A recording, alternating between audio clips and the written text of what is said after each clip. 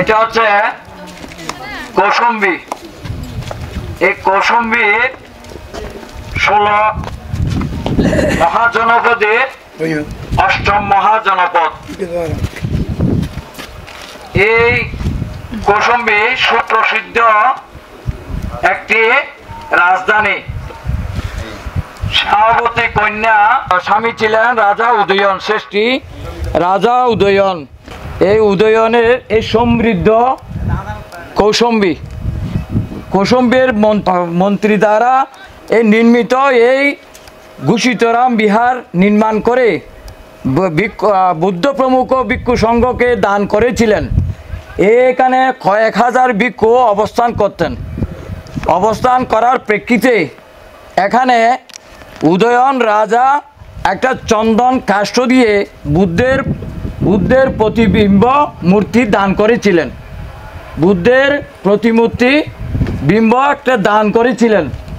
এখানে বুদ্ধ অনেকবার আসা যাওয়া করেছেন, ধর্ম উপদেশ করতেন। ধর্ম উপদেশ করার ফলে এখানে 2 জন ভিক্ষু অবস্থান করতেন। এখানে বুদ্ধ নবম বর্ষবাস যাপন করেছিলেন। এই কৌশম্বী এলাহাবাদের অন্তর্গত যমুনা নদীর তীরে অবস্থিত। এটাকে যদিও আগে কৌশম্বী বলা হতো, এখন বলা হয় কুসুমগ্রাম। এখানে 2 জন ভিক্ষু বসবাস করত। সেই ভিক্ষুর সাথে আরও অন্যান্য কয়েক হাজার ভিক্ষু বসবাস করত। একজন ভিক্ষু হচ্ছে বিনয়ধর, যিনি বিনয়তে পারদর্শী, তিনি হচ্ছেন বিনয়ধর। আরেকজন হচ্ছে সৌত্রান্তিক, যিনি সূত্র পিটকের মধ্যে সবচেয়ে শ্রেষ্ঠ, তিনি হচ্ছে সৌত্রান্তিক। তো এই সৌত্রান্তিক যখন শৌচাগারে গিয়েছেন, সেই শৌচকর্ম সেরে তিনি পাত্রটি উপর করে রেখেছিলেন। তখন উপর করে রেখে দেওয়ার কারণে তখন বিনয়ধর যখন গিয়েছিলেন, সেখানে দেখতে পেলেন যে শৌচাগারের মধ্যে যেটি পানি খরচ হয়েছে সেটা উপর করে রেখেছেন। বিনয়ধর সূত্রধরকে প্রশ্ন করলেন, আপনি কি শৌচাগারে গিয়েছেন? হ্যাঁ, গিয়েছি। আপনি কি পাত্রটি উপর করে রেখেছেন, সেটা কি জেনে রেখেছেন নাকি না জেনে রেখেছেন? তখন তিনি বললেন, আমি না জেনে রেখেছি। তখন বিনয়ধর বললেন, না জেনে রাখলে কোনো অসুবিধা নেই, কিন্তু জেনে রাখলে কিন্তু আপনার অপরাধ হয়েছে। যেহেতু তিনি বিনয়ের মধ্যে শ্রেষ্ঠ, সেজন্য তিনি এই কথা বলেছিলেন। কিন্তু কথাগুলি বলার পরেও তারা কিন্তু এগুলি শুনতেছিল না। তারা ওই সূত্রধরকে বারবার বলছিল, আপনি অপরাধ করেছেন, আপনার অপরাধের কারণে তখন তাদের মধ্যে দুভাগে বিভক্ত হয়ে গেল। অর্থাৎ একজন বিনয়ধরের পক্ষে গেল, অন্যান্য ভিক্ষু আরেকজন সূত্রান্তিকের পক্ষে গেল। এইভাবে যখন তাদের মধ্যে কথা কাটাকাটি শুরু হলো, তখন এই শুরু হওয়ার পরে এগুলো চতুর্দিকে ছড়িয়ে পড়ার পরে তখন তারা কি করলো, বুদ্ধ যেখানে ফাঁক খেতে যেতেন সেখানে ফাঁকের মধ্যে কথা বলা বলি শুরু হয়ে গিয়েছিল যে বুদ্ধ জীবিত অবস্থায় আছে। বুদ্ধ জীবিত অবস্থাকালীন সময়ে এমন ঘটনা ঘটছে, বুদ্ধ যদি এই জীবদ্দশায় যদি এরকম হয়, তাহলে তিনি যদি পরলোক গমন পরিনির্বাণ লাভ করে তখন কি হবে? এই কথাগুলো যখন বুদ্ধের কর্ণকুহরে গেল, তিনি কর্ণপাত করলেন। তখন তাদেরকে ডেকে কি বললেন? তাকে ডেকে বললেন, হে ভিক্ষুগণ, তোমরা যে এই কর্মগুলি করছ, তাহলে সেটা অনেক ক্ষতি হচ্ছে। কিন্তু সেখান থেকে একজন ভিক্ষু বুদ্ধকে বললেন, আপনি মহাসুখে থাকেন। বুদ্ধকে বললেন, আপনি এইদিকে কান দেবেন না, আমরা ঝগড়াতে লিপ্ত থাকবো। এই কথা বলার পরেও তিনি একটি বুদ্ধ তাদেরকে জাতক বলেছিলেন, লটুকিক জাতক। সেই জাতকের মধ্যে ওই যে কিভাবে একটি পাখির হাতে হস্তি নির্মমভাবে হত্যা হয়েছিল, এইগুলি তাদের কাছে বর্ণনা করেছিল। বর্ণনা করার প্রেক্ষিতে তিনি বলছিলেন কি, তোমরা জ্ঞানীর বচন শুনতে তোমরা নারাজ হয়েছ, তোমরা অধার্মিকতার কাম করছো। এই কথা বলার পরে তারপরেও আর ওই ভিক্ষুটি যেই ভিক্ষুটি বলেছেন আপনি সুখে বসবাস করুন, আপনি আমাদের কথায় কান দেবেন না, এটা আবার বলেছেন। তখন তাদেরকে বলল, তোমরা জ্ঞানীর বচন ভুলেছ, তোমরা যে সঙ্গে যে ফাটল দেখা দিয়েছে তা তোমরা বুঝতে পারছো না। এই কথা বলার পরে যখন তারা কিছুতেই মানছিল না, তখন তিনি বুদ্ধ চিন্তা করলেন, আমি 9ম বর্ষবাস এখানে যাপন করেছি, 10ম বর্ষবাস সন্নিকটে আমার কাছাকাছি। এখন তাদের এই কলহের কারণে আমি এখানে তো আর বর্ষবাস যাপন করতে পারবো না। তখন তিনি মনে মনে চিন্তা করলেন, আমি এখান থেকে অন্যত্র চলে যাব। কোথায় চলে যাব? পারেলীয় বনে চলে যাব। তখন তিনি বের হলেন, ভিক্ষান্ন সংগ্রহ করে তিনি ভিক্ষা গ্রহণ করে তিনি বিছানাপত্র গুছিয়ে রেখেছেন। বুদ্ধ বিছানাপত্র গুছিয়ে রেখে তখন ভিক্ষুকদেরকে আবার ডাকলেন, হে ভিক্ষুগণ, তোমরা তোমাদের কাজ নিয়ে থাকো, আমি চললাম। তখন বুদ্ধ সেভাবে রওনা দিলেন। রওনা দেওয়ার পথে বুদ্ধ লোনাকার গ্রামে একটি ভিক্ষু থাকতো। সেই ভিক্ষুর নাম হচ্ছে আয়ুষ্মান বন্ধু। তাকে দেখার পরে তিনি বুদ্ধকে আগু বাড়িয়ে আনলেন, আগু বাড়িয়ে বিছানাপত্র দিলেন এবং কুশলাদি বিনিময় করলেন। কুশলাদি বিনিময় করে তিনি যখন আবার রওনা দিচ্ছিলেন, সেখানে প্রাচীন বংশ নামে একটি উদ্যান ছিল। সেই উদ্যানে 3 জন ভিক্ষু স্থবির বাস করতেন। সেই ভিক্ষুটির নামগুলি হচ্ছে আয়ুষ্মান অনিরুদ্ধ, আয়ুষ্মান নন্দীয়, আয়ুষ্মান কিম্বিল। এই 3 জন ভিক্ষু যখন ওখানে ধ্যানে মগ্ন ছিলেন, তখন সম্মুখে এইরকম একটি দারোয়ানের মতন একটি লোক ছিল, তার নাম ছিল উদ্যানপাল। সেই উদ্যান তাকে কিছুতেই বুদ্ধকে ঢুকতে দিচ্ছিলেন না। তিনি বলছিলেন, এখানে 3 জন পরিবারের সম্ভ্রান্ত লোক এখানে ধ্যান সমাধিতে মগ্ন রয়েছেন, আপনি ঢুকতে পারবেন না। তখন ওই আয়ুষ্মান অনুরুদ্ধ বানতে বুদ্ধকে দেখতে পেয়ে তিনি বললেন, তুমি একটি পথ ছেড়ে দাও, এই পথ ছেড়ে দিয়ে তুমি ঢুকতে দাও। তিনি হচ্ছেন আমার শাস্তা, তিনি হচ্ছেন আমাদের শাস্তা ভগবান। অতএব তারা 3 জন গিয়ে এই ভিক্ষুকে আগু বাড়িয়ে আনলেন। আগু বাড়িয়ে এনে বুদ্ধকে আসন দিলেন। আসন পেতে তারা বসলেন, কুশল বিনিময় করলেন। তখন বুদ্ধ তাদেরকে জিজ্ঞেস করলেন, বলে, এখানে তোমাদের কোনো অসুবিধা হচ্ছে কি না?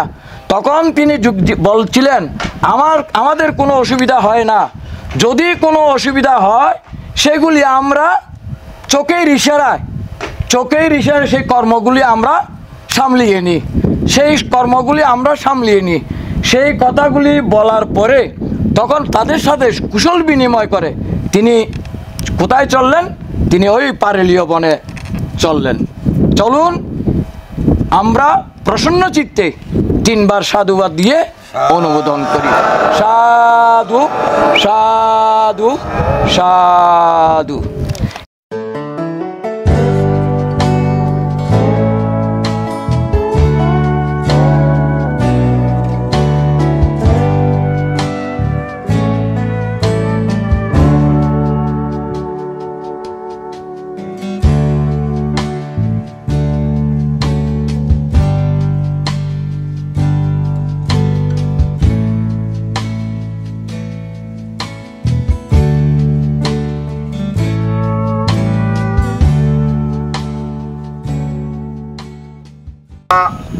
আমি সেই মহান তথাগত সম্যক সম্বুদ্ধকে নতশিরে বন্দনা নিবেদন করছি।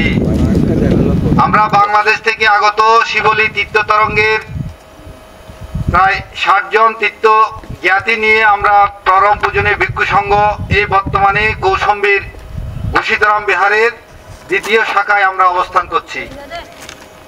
আমরা জানি এই অশোক স্তম্ভ সম্পর্কে আমাকে একজনে অবগত করতে বলেছেন। এই অশোক স্তম্ভ মানে কি, গম্বুজটা মানে কি? গম্বুজটা মানে যে অশোক, সম্রাট অশোক যদি পৃথিবীতে জন্মগ্রহণ না করতেন, এই বৌদ্ধ ধর্ম বা বুদ্ধের যে দর্শন আমরা খুঁজে পেতাম না। এই যে পরম শ্রদ্ধেয় এবং ধর্মানুরাগী অশোক, সম্রাট অশোক ছিলেন খুব ধর্মপরায়ণ একজন ব্যক্তি।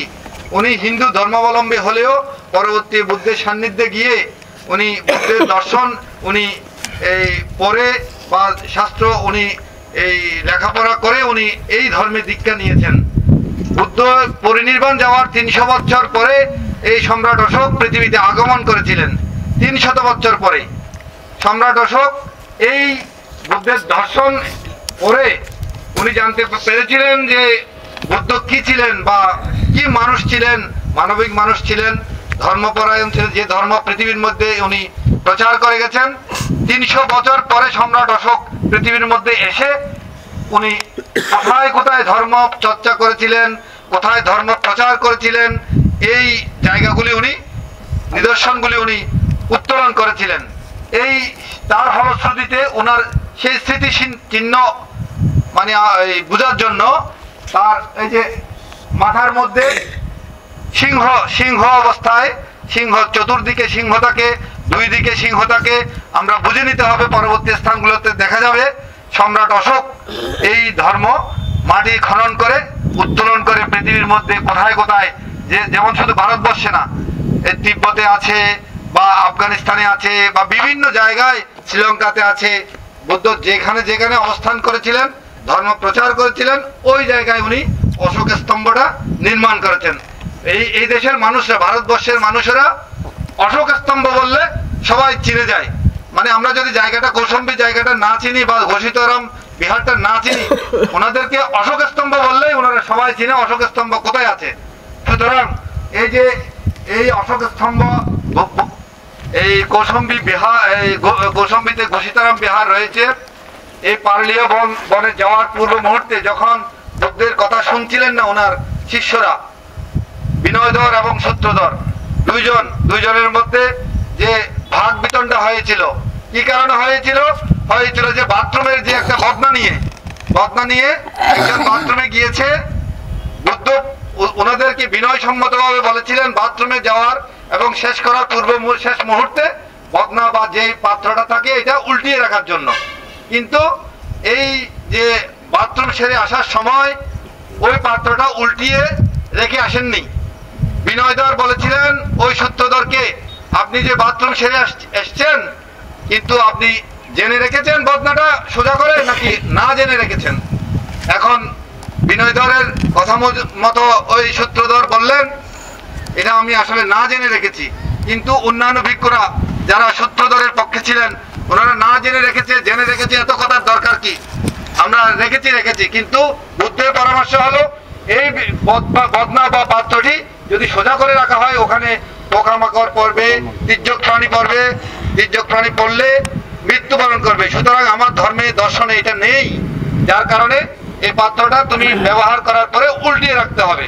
সুতরাং উল্টিয়ে না রাখার কারণে এই দুই ভিক্ষুর মধ্যে দুই দলে বিভক্ত হয়ে গেছিল, বিনয়ধর এবং সূত্রধরের মধ্যে।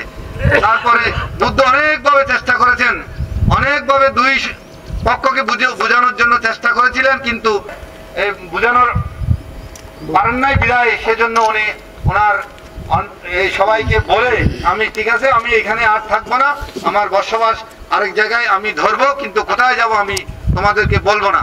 সুতরাং উনি এই ওনার গন্তব্যে কাউকে না বলে উনি এই ঘোষিতরাম বিহার ঘোষণা দিয়ে আমি এখানে থাকবো না, যার কারণে এটার নাম হয়েছিল ঘোষিতরাম বিহার। উনি ঘোষণা দিয়েছিলেন যে আমি যে এখানে থাকবো না, তোমাদেরকে আমি ঘোষণা দিয়ে যাচ্ছি, আমি অন্যত্র চলে যাচ্ছি। কিন্তু কোথায় যাচ্ছি? পারলীয় বনে যাচ্ছি, যেটা আমি বলে যাব না। আমি কোথায় যাচ্ছি? আমি অন্যত্র চলে যাচ্ছি। সুতরাং এই সত্যকে আমরা ধারণ করে ওই পারলীয় বনে গিয়ে উনি অবস্থান করে ওই বনের মধ্যে এই যে পশুরাজ, এই বানর এবং হরিণ বা সিংহ হাতি, বিভিন্ন প্রাণীরা বুদ্ধকে ধর্ম দেশনার মাধ্যমে ওনাদেরকে সবসময় বুদ্ধকে সাহায্য সহযোগিতা করতেন বিভিন্ন পর্যায়ে। এবং পূর্ণিমা তিথিতে, মধু পূর্ণিমা তিথিতে বানর দান করেছিলেন মধু, আর হাতির মহারাজ উনি দান করেছিলেন, ফুল দিয়ে পূজা বন্দনা করেছিলেন, যার কারণে আমরা মধু পূর্ণিমার উপলক্ষে আমরা ফুল দান এবং মধু দান করি। আমাদের এই কথাটাকে সত্য বলে আমার ধারণ করে সকলে 3 বার সাধুবাদ প্রদান করি। সাধু সাধু সাধু।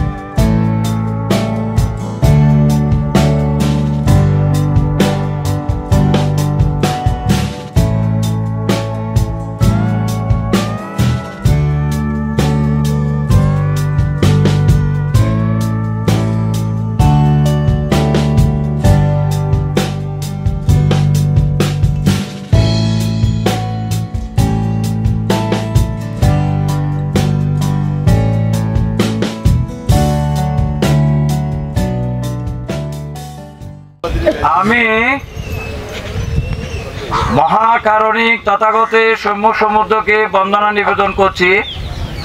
আমি বন্দনা নিবেদন করছি শিবলী তীর্থ তরঙ্গের তীর্থসারথী বিমানকান্তি বড়ুয়া শিবলী তীর্থ তরঙ্গের পক্ষ থেকে এবং আমার পক্ষ থেকে আমি আজকের এই সংঘ প্রদান সহ অনুত্তর পুণ্যক্ষেত্র ভিক্ষু সংঘের পাদচরণে বন্দনা নিবেদন করছি। আপনারা সাধুবাদ প্রদান করুন। সাধু সাধু সাধু। শিবলী তীর্থ তরঙ্গে তীর্থ জ্ঞাতিয়া যারা আছেন, যারা পুণ্যকর্ম সঞ্চয় করতে এসেছেন, তাদের প্রতি আমার মৈত্রীময় প্রীতি এবং শুভেচ্ছা নিবেদন করছি। তো আমরা এসেছি এখন সাংকাশ্য নগরে, ফরুখাবাদ জেলার অন্তর্গত। অতীত নাম সাংকাশ্য, বর্তমান নাম হচ্ছে বসন্তপুর। বসন্তপুরকে অতীত নামে সাংকাশ্য বলা হয়। এই স্থানটি কালী নদীর তীরে অবস্থিত। এটা হচ্ছে বুদ্ধের দ্বিতীয় জন্মস্থান। এটা হচ্ছে বুদ্ধের দ্বিতীয় জন্মস্থান। প্রথম জন্মস্থান বোধিদ্রমূল, দ্বিতীয় জন্মস্থান হচ্ছে সাংকাশ্য নগর। এই সাংকাশ্য নগরটি এটা অপরিবর্তনীয়, যেমন বজ্রাসন অপরিবর্তনীয়, ঠিক এই জায়গাটিও অপরিবর্তনীয়। ভবিষ্যতে যত বুদ্ধ আগমন হবে, যত বুদ্ধ আসবে, এখানে স্বর্গ থেকে মধ্যে অবতরণ করবেন। এখানে কথা হচ্ছে ভগবান বুদ্ধ সাবস্তিতে রাজা প্রসেনজিৎকে একটি অলৌকিক ক্ষমতা প্রদর্শন করেছিলেন। অলৌকিক ক্ষমতা প্রদর্শন করে সেই আষাঢ়ী পূর্ণিমা তিথিতে তিনি সেখানে ঋদ্ধি বলে এই তাবতিংশ স্বর্গে গমন করেছিলেন। তাবতিংশ স্বর্গে গমন করার কারণ হচ্ছে মায়াদেবীকে উদ্ধারের জন্য অভিধর্ম দেশনার মাধ্যমে মায়াদেবীকে অর্থাৎ সিদ্ধার্থ গৌতমের মাকে উদ্ধারের জন্য এই তাবতিংশ স্বর্গে সপ্তম বর্ষাবাস যাপন করেছিলেন। এই স্বর্গে উপস্থিত হয়েছিলেন। সেখানে তাবতিংশ স্বর্গে স্বর্গের ইন্দ্ররাজ একটি পাণ্ডুকম্বল আসন তৈরি করেছিলেন, বুদ্ধের জন্য তৈরি করেছিলেন। সেখানে বসে মায়াদেবীকে দেশনা দিতেন বুদ্ধ। কিন্তু মৈত্রের লোকেরা চিন্তা করলেন এই 3 মাস যাবৎ আষাঢ়ী পূর্ণিমাতে তাবতিংশ স্বর্গে গিয়ে এই সপ্তম বর্ষাবাস যাপনের সময় মৈত্রের লোকেরা বলছিলেন তিনি অনাহারে কিভাবে দিনাতিপাত করছেন। আসলে তিনি দিনাতিপাত করছেন না, তিনি এমন সময় আরেকটি বুদ্ধ নির্মিত বুদ্ধ অবিকল বুদ্ধ বানিয়ে তিনি ধর্ম দেশনায় রেখে আসতেন। ধর্ম দেশনায় রেখে তিনি ওই উত্তর কুরুতে নামতেন।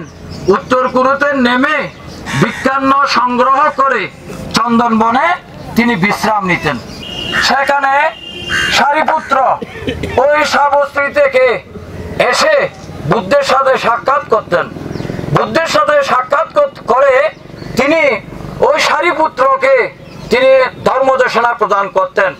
সেই সব ধর্মদেশনাগুলি আবার এই সারিপুত্র ওই সাবস্ত্রীতে গিয়ে 500 অরহত ভিক্ষুর কাছে এগুলি আবার বিতরণ করতেন। বুদ্ধ কিভাবে দেশনা দিয়েছে, কি বলেছে, সেগুলি তিনি ওই সারিপুত্র আবার জেতবনে গিয়ে 500 অরহত ভিক্ষুকে ওগুলি দেশনা দিতেন। এখানে যখন ওই তাবতিংশ স্বর্গে যেখানে নির্মিত বুদ্ধ অবিকল বুদ্ধ বানিয়ে দেশনা করতেন, দেশনা দিতেন, সেগুলি কিন্তু ওই যারা কম ঋদ্ধিমান তারা বুঝতে পারত না। যারা ঋদ্ধিমান দেবতা তারা বুঝতে পারত। এই 80 কোটি ব্রহ্মা সেখানে এই বুদ্ধের ধর্ম দেশনা শুনেছিলেন। প্রবারণা পূর্ণিমার ঠিক কাছাকাছি সময় এসেছে, তখন মোগলায়ন স্থবির তিনি ঋদ্ধি বলে বুদ্ধের সাথে সাক্ষাৎ করতে এসেছিলেন।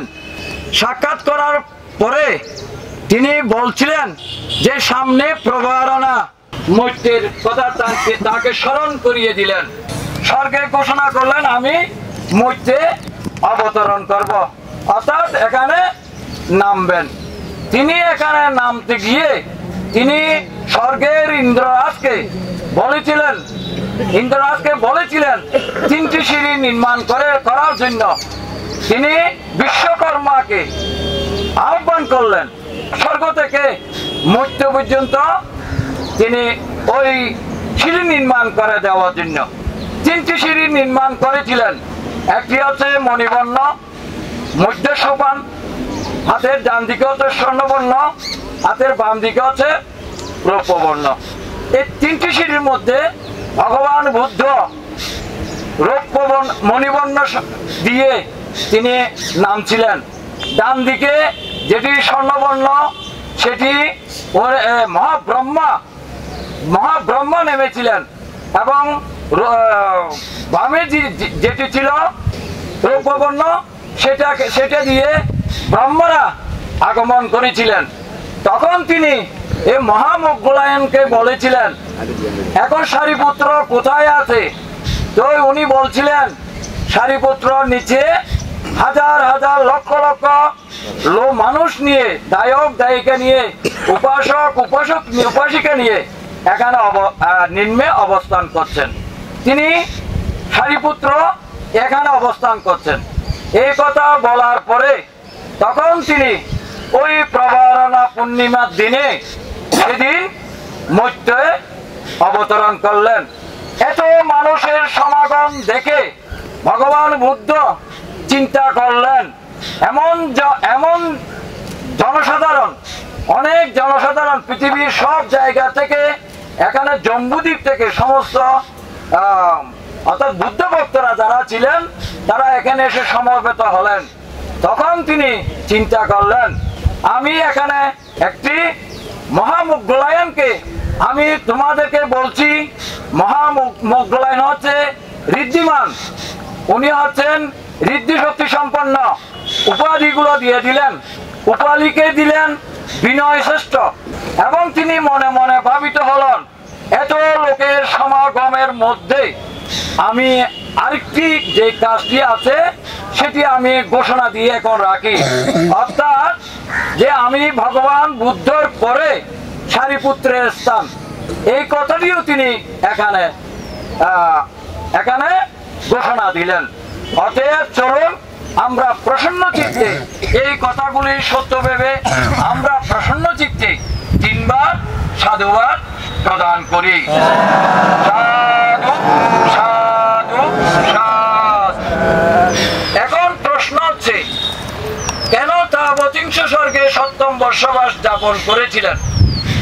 কেন মায়াদেবীকে উদ্ধারের জন্য গিয়েছিলেন?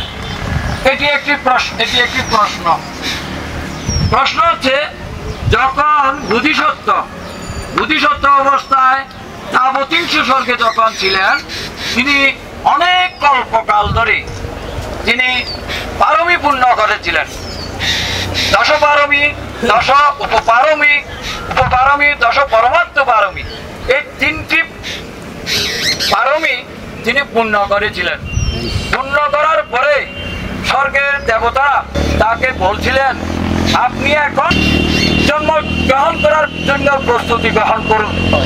তখন তিনি চিন্তা করলেন, এই তাদের প্রার্থনার কারণে তিনি চিন্তা করলেন, তিনি অর্থাৎ বুদ্ধ যে এখন উৎপত্তি হবে সেটার সময় কিনা 5টি বিষয় তিনি চিন্তা করেছিলেন।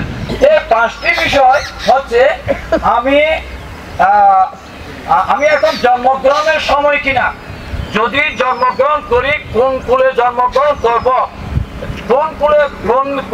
কোন দ্বীপে জন্মগ্রহণ করব, সেই দ্বীপের পরে কোন স্থানে আমি জন্মগ্রহণ করব, আমার বংশ কি হবে, আমার পিতা মাতা কে হবে, এই কথাগুলি তিনি চিন্তা করেছিলেন।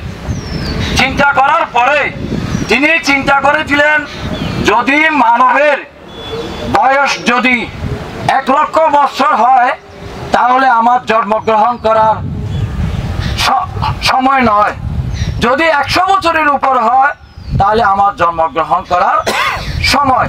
তখন তিনি চিন্তা করলেন, মানুষের আয়ুষ্কাল, মানুষের ভবিষ্যৎ যে 100 বছরের ঊর্ধ্বে। তখন তিনি এই কথা ভেবে তিনি এখন বুদ্ধ উৎপন্ন হওয়ার সময় এই কথা তিনি চিন্তা করলেন। কোথায় জন্মগ্রহণ করবেন? জম্বুদ্বীপে। জম্বুদ্বীপে তিনি জন্মগ্রহণ হয়েছে। বিশ্বটা ছিল, সমস্ত ভারতবর্ষ ছিল তখন জম্বুদ্বীপ। এই জম্বুদ্বীপের কোথায় তিনি জন্মগ্রহণ করবেন? জম্বুদ্বীপে তিনি বেছে নিলেন ওই কপিলাবস্তুতে। জম্বুদ্বীপের স্থানটা বেছে নিলেন কপিলাবস্তুতে। এবং কোন বংশে তিনি জন্ম নেবেন, কোন বংশে তিনি জন্ম নেবেন? একটি হচ্ছে ব্রাহ্মণ্যবাদ, একটি হচ্ছে আপনার রাজ্যকে শাসন করার, সেটা হচ্ছে তো ক্ষত্রিয়, ওইটা হচ্ছে ব্রাহ্মণবাদ। একটা হচ্ছে তো শূদ্র মানে হচ্ছে অধস্তন, এবং বৈশ্য মানে হচ্ছে ব্যবসা। বৈশ্য হচ্ছে যে ব্যবসা, শূদ্র মানে হচ্ছে অধস্তন অর্থাৎ নিম্নবর্ণ। তখন তিনি ক্ষত্রিয় বংশের জন্ম নিয়েছিলেন। ক্ষত্রিয় বংশের জন্ম নেওয়ার পরে ক্ষত্রিয় বংশের জন্ম তিনি নেবে এই চিন্তা তিনি করেছিলেন। তাহার পিতা মাতা কে হবে, সেই পিতা মাতা যদি হতে হয় তাকে ধার্মিক হতে হবে, তিনি শিলে প্রতিষ্ঠিত থাকতে হবে, অর্থাৎ প্রাণী হত্যা, বেবিচার, মিথ্যা কথা, এগুলি সুরা মেরিয়া মাজা, এগুলো থেকে তার বিরত থাকতে হবে। তখন তিনি চিন্তা করলেন, এটি একমাত্র শুদ্ধোধনের এবং শুদ্ধোধনের স্ত্রী। তখন শুদ্ধোধনের স্ত্রী কথা আবার তিনি চিন্তা করলেন। শুদ্ধোধনের স্ত্রী চিন্তা করলেন কি, অর্থাৎ মায়াদেবীর কথা চিন্তা করলেন। বুদ্ধ ভেবেছিলেন যেই গর্ভে বুদ্ধ উৎপত্তি হবে সেই গর্ভে আর কেউ জন্মগ্রহণ করতে পারবে না। অর্থাৎ যে গর্ভে বুদ্ধ জন্ম নেবে সেই গর্ভে আর কেউ জন্মগ্রহণ করতে পারবে না। এবং করার পরে তার আয়ুষ্কাল কত এই কথা তিনি চিন্তা করেছিলেন।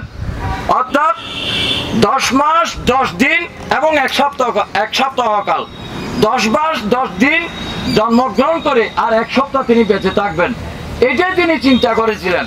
তখন এই 10 মাস 10 দিন অর্থাৎ আয়ু যখন হয়েছে তিনি ভূমিষ্ঠ হয়েছেন।